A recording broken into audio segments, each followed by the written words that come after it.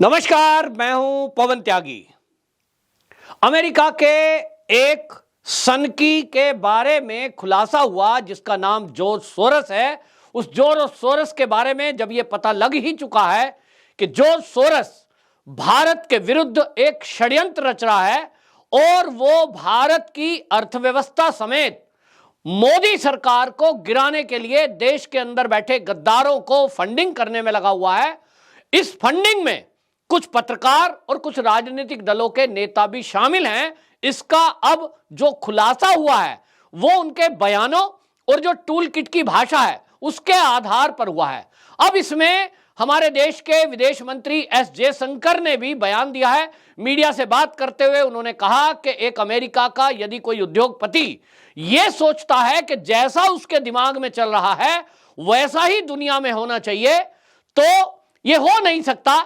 और उसको George Soros को लगता है कि जो देश भी उसके विचारधारा से नहीं चल रहे हैं वो लोकतांत्रिक नहीं है। यह भी एस जयशंकर के इशारे से पता चला कि जिस तरह से अमेरिका में आप देखें कि चुनाव हुए, जो अभी वर्तमान में वहां के जो राष्ट्रपति हैं उनके चुनाव में जॉर्ज सोरोस ने यह कहा जा रहा है कि एक बड़े पैमाने पर फंडिंग की थी और उसकी कोशिश थी कि वहां जो डोनाल्ड ट्रंप था उनकी पार्टी दोबारा से चुनकर ना आ जाए। यानी एक विचारधारा को वो बढ़ावा देता है और वो विचारधारा वामपंथी विचारधारा है। इस विचारधारा में उसको लगता है कि ये जो लोग हैं वैसा जो करते हैं वो तो लोकतांत्रिक है और जो वामपंथी विचारधारा को सपोर्ट नहीं करते या उस विचारधारा को अपनाते नहीं है उसको लगता है कि वो अलोकतांत्रिक हैं। और इस पर जब एस जयशंकर का बयान आया है तो पूरे देश में ही नहीं तो दुनिया में खलबली मच गई है, क्योंकि अभी ये भारत के साथ हो रहा है, कभी उसने ये अमेरिका के साथ भी प्रयोग किया। लेकिन सवाल ये भी उठता है कि जो वो अमेरिका को बोलता है, जो वो आज भारत के खिलाफ बोल रहा है, मोदी को ये बोल रहा है कि मोदी तो ये इस तरह के एक उद्योगपति के सहारे भारत को हिंदू राष्ट्र बनाने की बात सोच रहे हैं। तो अब जब विरोधाभास दिख रहा है, लेकिन सवाल यह है कि पाकिस्तान, अफगानिस्तान और जो बाकी देश हैं जहां इस्लामिक शासन है उनके बारे में एक भी शब्द ये जॉर्ज सोरोस ने क्यों नहीं बोला है। इसको लेकर के एक ही बात समझ में आ रही है कि फिलहाल में उसको दिक्कत अगर है तो वो भारत से है, उसको अगर दिक्कत है तो मोदी से है। और यह आपको बता दूं, शक पहले से था कि जिस तरह से सीए के प्रोटेस्ट हुए, जिस तरह से शाहीन बाग बने, और उस समय जॉर्ज सोरोस ये सिद्ध करने में लग गया था अपने टूल किट के जरिए कि भारत के अंदर वो उसका झूठ भी फैलाया गया उसके द्वारा कि भारत के अंदर मुसलमानों की जो सदस्यता है, नागरिकता है, उसको मोदी समाप्त कर देंगे। और इस भ्रम को फैलाने में कुछ मीडिया हाउसेस, कुछ पत्रकार और कुछ चैनल ने भी काम किया। वहीं हमने देखा था कि अवार्ड वापसी गैंग भी उस समय सामने आया था। तो अब बिल्कुल क्लियर हो चुका है, यानी एस जयशंकर के बयान से यह बिल्कुल क्लियर है कि सरकार को भी अब अच्छे से पता लग गया है कि भारत की लोकतांत्रिक व्यवस्था को नष्ट भ्रष्ट करने के लिए कौन लोग पीछे से फंडिंग करने वाले हैं और कौन वो लोग हैं जो भारत के अंदर बैठे हुए हैं और एनजीओ के नाम पर वो जॉर्ज सोरोस जैसे जो उसकी संस्था है उससे पैसा लेते हैं और फिर उसकी भाषा बोलते हैं। अब इन बयानों के बाद में एक तरह से बिल्कुल साफ है कि दो विचारधाराओं की यह लड़ाई है। एक विचारधारा वामपंथी विचारधारा है जो पूरी दुनिया में इस तरह की मानसिकता से चल रही है कि इस दुनिया में उन्हीं के हिसाब से काम चले। ऐसा कैसे हो सकता है? भारत के अंदर देश की आजादी के पहले से भी ये षड्यंत्र किए जा रहे थे और देश की आजादी के बाद से जो सरकारें मोदी सरकार के पहले तक रही, यानी कांग्रेस 65 साल देश में रही, जॉर्ज सोरोस उस सरकार के बारे में एक शब्द भी उसने नहीं बोला, क्योंकि आज उसकी एज 92 ईयर्स हो गई है। तो जॉर्ज सोरोस तो पहले भी था, लेकिन इसके पहले उसको कोई दिक्कत नहीं थी, क्योंकि भारत में जो सरकार मोदी के पहले थी शायद उसकी विचारधारा से चल रही थी और इसीलिए उसने तब कुछ नहीं बोला। उस सरकार के विरुद्ध उसने एक शब्द नहीं बोला। इसका मतलब यह हुआ कि कांग्रेस की सरकार जब चल रही थी तो कहीं ना कहीं जॉर्ज सोरोस की विचारधाराओं को वो पोषित कर रही थी। और आज की सरकार, मोदी ने या किसी भी मोदी के मंत्री ने हिंदू राष्ट्र की बात तो की नहीं है। जो लोग कह रहे हैं, मैं कह रहा हूं या देश की जनता कह रही है, उससे सरकार का कोई लेना देना डायरेक्ट रूप में नहीं है। फिर जॉर्ज सोरोस के द्वारा या उसके जो और बाकी लोग जुड़े हुए हैं, उसकी संस्था से जो जुड़े हुए हैं, उनके द्वारा इस तरह का जो एक प्रचार किया जा रहा है, दुष्प्रचार किया जा रहा है कि मोदी तो इस देश में लोकतांत्रिक व्यवस्थाओं को खत्म कर रहे हैं। आप ध्यान करेंगे तो इस देश के कई मीडिया चैनलों के द्वारा, कई राजनीतिक दलों के द्वारा और खास तौर पे कांग्रेस के द्वारा 2014 के बाद से हमने नए नए शब्द सुने हैं। शुरुआत के दिनों के अगर आप ध्यान करेंगे, 2014 के बाद से इनटॉलरेंस शब्द गढ़ा गया और यह सोची समझी रणनीति थी। आज पता लग रहा है, उस समय जब लोग सुनते होंगे तो देखते होंगे भाई जो चैनल खोल रहे हैं उसमें डिबेट चल रही है, इनटॉलरेंस शब्द बोला जा रहा है, मुसलमान इस देश में डरे हुए हैं ये कहा जा रहा है। तो दुनिया में भारत की एक छवि खराब करने का प्रयास हुआ और बहुत सारे देश में ये एक नैरेटिव बनाने की कोशिश की गई कि जो मोदी सरकार है ये तो केवल हिंदुओं के लिए काम करती है और मुसलमानों का तो ये शोषण हो रहा है, उनके खिलाफ अत्याचार हो रहा है। लेकिन हमने ये भी देखा कि कोई भी फैसला चुनाव आयोग अगर कर रहा है, उसके बाद भी उस संस्था पर सवाल उठाए गए, ईवीएम पर सवाल उठाए गए। और अब देखें कि हमारा देश में जो एस जयशंकर जी ने कहा है कि भाई हमारे देश के अंदर 150 करोड़ की आबादी वाला देश है और यहां लोकतांत्रिक व्यवस्था कैसी है कि लोग वोट देकर अपनी सरकार चुनते हैं। सुप्रीम कोर्ट तक में ये फैसले हुए हैं, सुप्रीम कोर्ट तक में ये केस गए हैं कि साहब ईवीएम को हैक किया गया, लेकिन कोई भी सवाल ईवीएम पर नहीं उठा, यानी वो आरोप फर्जी साबित हुए थे। इसका मतलब यह हुआ कि नैरेटिव चलाने वाले केवल मोदी को और मोदी सरकार को टारगेट करना चाहते थे। अब इसी कड़ी में बातें आगे बढ़ी हैं, जहां एक तरफ आरएसएस को बदनाम करने की कोशिश की गई, वहीं एक तरफ दूसरी तरफ मोदी को और मोदी सरकार को बदनाम करने की कोशिशों में हमने देखा कि किस तरह से कहीं भी भाजपा शासित राज्य है, अगर वहां जरा सी भी कोई घटना हो जाती है उसको इतना बढ़ा चढ़ाकर प्रसारित किया जाता है और झूठ परोसने की कोशिश भी होती है। उत्तर प्रदेश को याद करिए, आपको हाथरस याद होगा। जब हाथरस हुआ था, ऐसी घटना क्या भारत में पहली बार हुई थी? क्या ऐसी घटना अंतिम थी?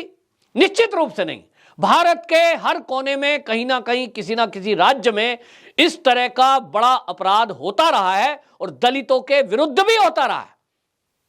कांग्रेस शासित राज्यों में ऐसा नहीं है कि वहां सब राम राज्य है, लेकिन ये जो जॉर्ज सोरोस और इनका ग्रुप है, वो कभी भी आप ये देखेंगे, नोट करेंगे कि कम्युनिस्ट शासन है जैसे कि केरल, या कांग्रेस शासित राज्य है, पश्चिम बंगाल है, उसके बारे में एक शब्द ये लोग नहीं बोलेंगे।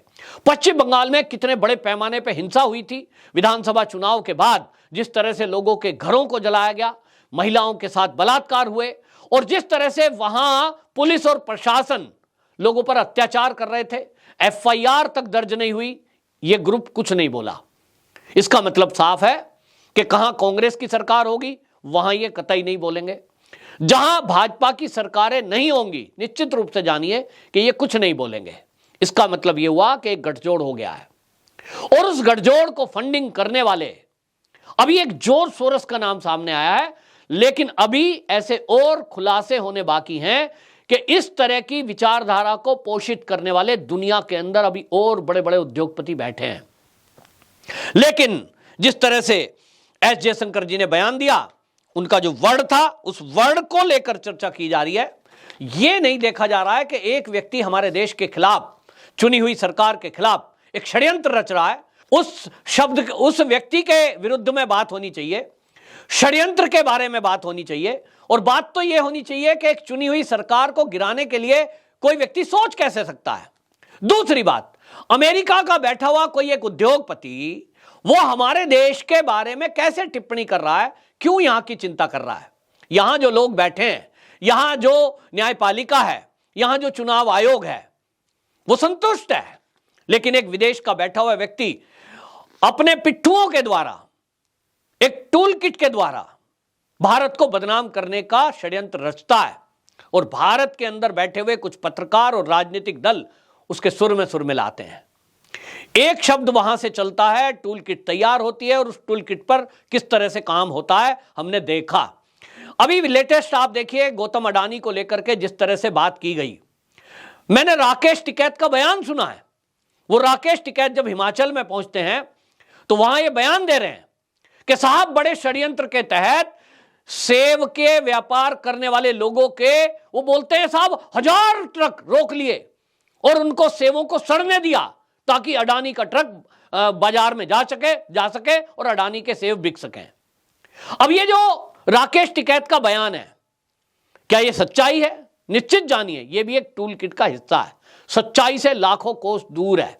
लेकिन राकेश टिकैत वो कहीं उत्तर प्रदेश के एक छोटे से क्षेत्र में बैठे हैं और वो हिमाचल में जाके जिस तरह का बयानबाजी करते हैं, क्यों?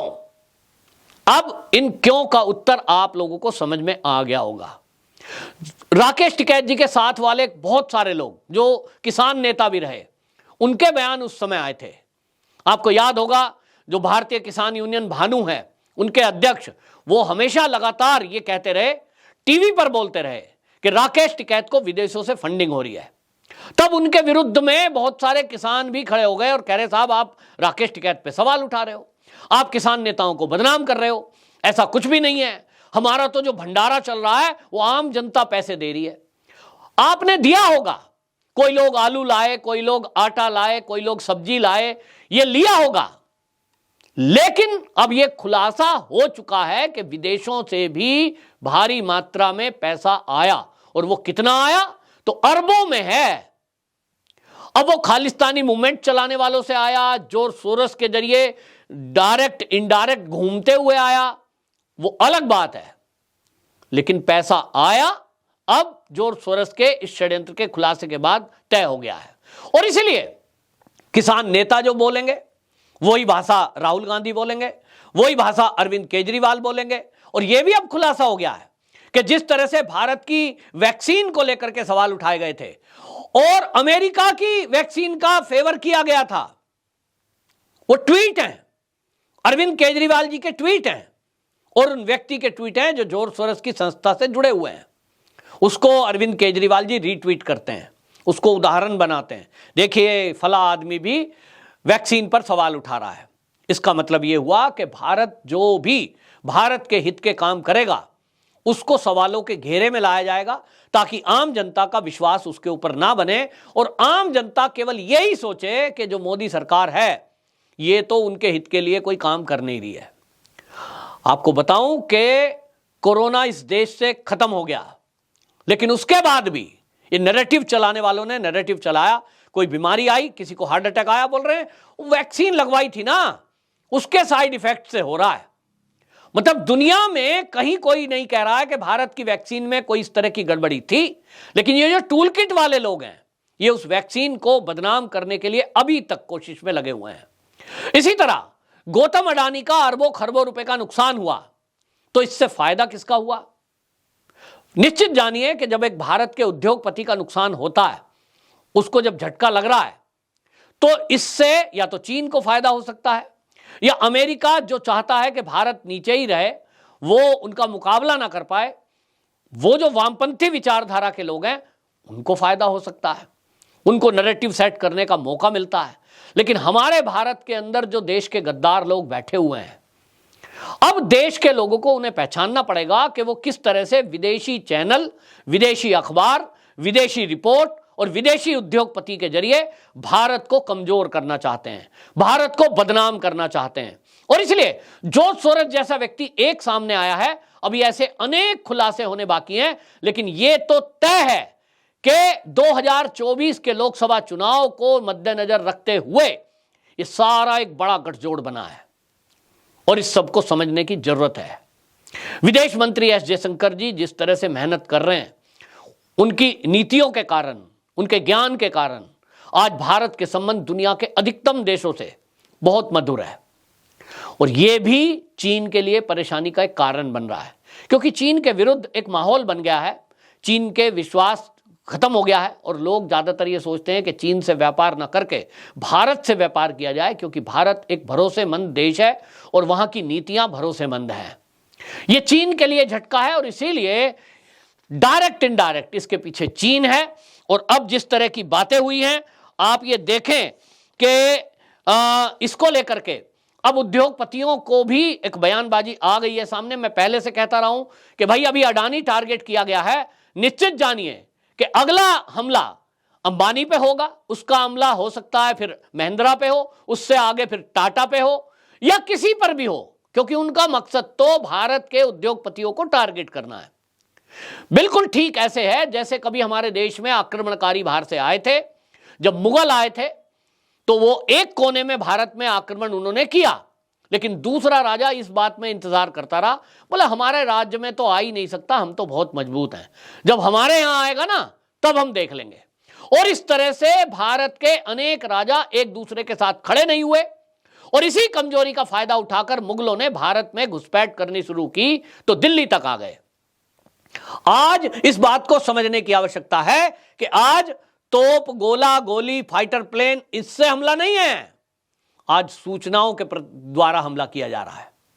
जो उद्योगपति ये सोच रहे हैं कि ये तो केवल गौतम अडानी को टारगेट किया जा रहा है, वो भूल में है। नंबर सबका आना है, सबको टारगेट किया जाएगा। ये ब्लैकमेलिंग का भी एक तरीका है कि एक हिंडनबर्ग नाम की 10 लोगों की संस्था कोई एक रिपोर्ट तैयार कर देती है। अब इसके बाद इसका असर समझ रहे हैं आप, सबको इसका भय हो गया है कि कल को उनके बारे में ना लिख दे कोई रिपोर्ट, क्योंकि हिंडनबर्ग की रिपोर्ट आई, किसी एक संस्था की रिपोर्ट आई, उससे कितना नुकसान एक उद्योगपति का हो सकता है ये हमने अभी देखा है। तो बहुत बड़ी साजिश है। और मैं इसमें यह कहना चाहता हूं कि अगर जॉर्ज सोरस 100, 200, 500 करोड़ रुपया खर्च कर सकता है टूल किट बनाने में और भारत की अर्थव्यवस्था को कमजोर करने में, भारत को कमजोर करने के लिए, भारत के अंदर षड्यंत्र करने के लिए, तो क्या देश के जो उद्योगपति हैं वो जब कमाई कर रहे हैं, सोचिए ये जो गौतम अडानी का अरबों खरबों रुपया खर्च हुआ है, नुकसान हुआ है, जो गड्ढे में चला गया, इसमें से यदि 10वां भाग भी गौतम अडानी ने भारत के अंदर बैठे हुए राष्ट्रभक्त लोग जो हैं, मीडिया में हैं, सोशल मीडिया में हैं, राजनीति में हैं, उनके पीछे कुछ खर्च किया होता और उनको एक्टिव किया होता। भाई एक टूल किट बनी है जो भारत का नुकसान करना चाहती है, भारत को खंड खंड करना चाहती है, भारत की अर्थव्यवस्था को चौपट करना चाहती है, मोदी सरकार को सत्ता से उखाड़ फेंकने का सपना देख रही है या षड्यंत्र कर रही है। तो क्या देशभक्तों की जो टोली है, जो उद्योगपति हैं, उनको अब एक नहीं हो जाना चाहिए? तो उनको एक होकर के राष्ट्रभक्त लोगों का एक संगठन देश में पहले से भी है, मैं नाम नहीं लूंगा, बहुत सारे संगठन हैं, उनको एक्टिव करिए, उनकी मदद करिए, उनकी मदद लीजिए और उनके सहारे से ऐसे हमारे देश के ऊपर हमला करने वालों का मुकाबला करिए। अब बिल्कुल खुलकर सामने आने की जरूरत है। कोई कहे कि मोदी सरकार ने अडानी की मदद की, मैं कहता हूं बिल्कुल करनी चाहिए, की तो बहुत अच्छा किया। क्या चीन की कंपनी का मोदी सरकार मदद करेंगे? क्या अमेरिका की किसी कंपनी को आगे बढ़ाएंगे? निश्चित रूप से नहीं। भारत के जितने उद्योगपति हैं उन्हीं की मदद तो करनी चाहिए, तभी तो देश आगे बढ़ेगा, तभी आत्मनिर्भर बनेगा। और इसलिए अब सब लोगों को खुलकर आ जाना है। लेकिन मैं ये कहता हूं कि जो राष्ट्रभक्त लोग हैं उनकी बस एक ही कमजोरी है कि उनके पीछे कोई इस तरह का व्यक्ति नहीं खड़ा जैसा जॉर्ज सोरस, इस वामपंथी विचारधारा को आगे ले जाने वाला और देश को कमजोर करने वाला एक व्यक्ति खड़ा है। वो एक व्यक्ति अपने पैसा, अपनी दौलत को ऐसे खर्च कर रहा है। दूसरी, अभी कुछ दिनों पहले खुलासा हुआ था कि किस तरह से बीबीसी के पीछे भारत के ही कुछ उद्योगपति उसको भी एक्टिव करने में पीछे खड़े हैं। तो जो राइट विंग है, जो राष्ट्रभक्त लोग हैं, वो हाथ पे हाथ रख के ऐसे ही सोते रहेंगे या उनको भी यह तय करना होगा कि 2024 में उनको कौन सी सरकार चाहिए? ब्लैकमेल करके उगाही करने वाली सरकार या निस्वार्थ भाव से भारत को आगे बढ़ाने वाली सरकार? और जब वो तय कर लें कि कौन इस देश के हित में है और कौन हमारे हित में है, तब खुल करके सीधे आ जाइए और खुलकर कहिए कि भाई हम तो मदद करेंगे। ऐसे लोगों की मदद करिए, आगे बढ़ाइए। चैनलों को अभी अडानी ग्रुप ने एक चैनल एनडीटीवी खरीदा है। मैं तो कहता हूं ऐसे सभी चैनल देश के अंदर बंद हो जाने चाहिए जो भारत विरोधी ताकतों को अपना प्लेटफॉर्म देते हैं, जो झूठ फैलाने में लिए और नैरेटिव देश के विरुद्ध बनाने वालों को प्रोत्साहित करते हैं, उनका प्रचार प्रसार करते हैं। सरकार अपने लेवल पर कुछ काम कर रही है, कुछ चैनलों को बैन करने का काम, कुछ पत्रकारों को चिन्हित करने का काम, लेकिन हमारे यहां देश के अंदर जो प्रक्रिया है, कानूनी प्रक्रिया खास तौर पर, वो इतनी लंबी है कि हर आदमी सुप्रीम कोर्ट में पहुंचकर उनके खिलाफ सबूत पेश करके उनको जेल की सलाखों के पीछे पहुंचाने का काम हर व्यक्ति कर नहीं सकता।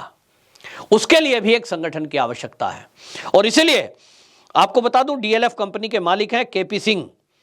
उन्होंने तो इसको हल्के में लिया है। हालांकि उन्होंने कहा कि जब भौंकते हैं तो जब कोई अच्छा काम होता है भौंकते दीजिए ना, इसको हल्के में लेने की आवश्यकता नहीं है। ये बहुत बड़ा षड्यंत्र देश के विरुद्ध किया जा रहा है। अब मैं सभी राष्ट्रभक्तों से कहना चाहूंगा कि एकजुट हो जाइए, एक दूसरे के साथ खड़े होइए। और जिनके पास पैसा है, वो पैसे वाले लोगों को चाहिए कि वो बोल नहीं सकते, वो फ्रंट में नहीं आ सकते, वो समय नहीं दे सकते, तो ऐसे लोगों की सपोर्ट बनिए। मेरे जैसे लोग हमेशा इस देश के लिए, देश हित में लोगों तक सही सूचना और षड्यंत्रकारियों का खुलासा करने के लिए तैयार हैं। तो फिर क्या आप भी तैयार हैं? एक बड़ा सवाल है। कमेंट बॉक्स में जरूर लिखिए और यह वीडियो जरूर शेयर करिए ताकि उन उद्योगपतियों के भी कान खुलें जो केवल अपनी कमाई में लगे हैं और एक देश से दूसरा देश और कर लो दुनिया मुट्ठी में ये ख्वाब देख रहे हैं। ये तब तक पूरा नहीं होगा जब तक 2024 में मोदी सरकार वापसी नहीं करेगी। आपकी क्या राय है जरूर बताना। वंदे मातरम।